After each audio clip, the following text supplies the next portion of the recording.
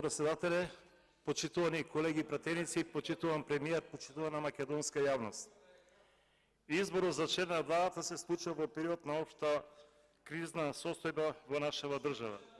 Без да навлегувам во кредибилитетот на предложениот министер во владата, сакам да го подличам фактот дека со оваа реконструкција актуелната власт ја покажува и на овој начин својата моќ, желба за овладење и обстојување по секоја цена, дури и со отстранување на членовите на владата кои не се истомистеници со нејзините мерки, одлуки, особено во така наречениот француски предлог за односите и членството во Европската Унија, по кое прашање екс-министерот за локална самоуправа искажа несогласување и спротивен став дека документите се на штета на вредностите и придобивките на Република Македонија.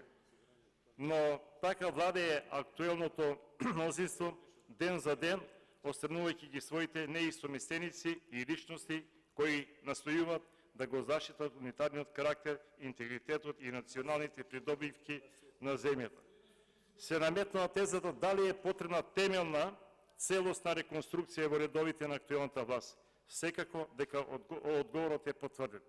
Во услови на општа криза во заедницата во сите сегменти кога граѓаните едва екзистират, актуелната власт ја интересира како да обстане, да владее и уште да ја продлабочи кризата.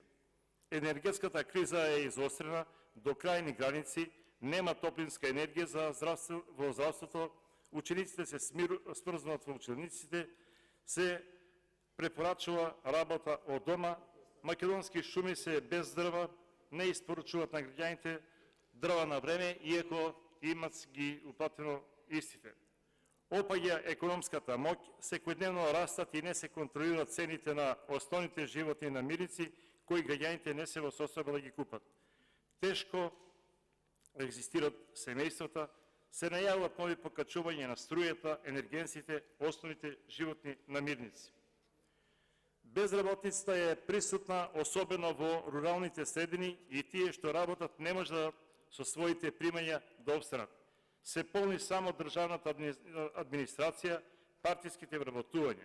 Во тој дел се однесуваме како да сме најбогата земја, се трошат буџетски средства на репрезентации, непотребни патувања, скапи сајми, луксузни државни претпријатија.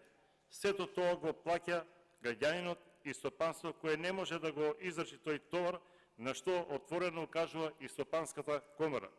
Младите кадри безповратно заминуваат во еден правец.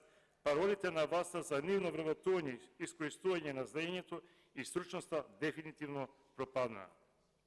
Почитувани колеги пратеници, како социјалистичка партија и во опозиција секош гордо го чуваме, штитиме и афирмираме основните вредности на нашата земја, а тоа е слободата, соживотот, унитарниот карактер, националните вредности, културните придобивки, јазикот и интегритетот на земјата. Апелирам да се посветиме на овие вредности, да не ги распродаваме, тие немаат цена и се вечни придобивки оставени од нашите предци, кои треба ние да ги пренесеме на идните поколенија како завет на обстојување нова наша сакана држава. Благодарам.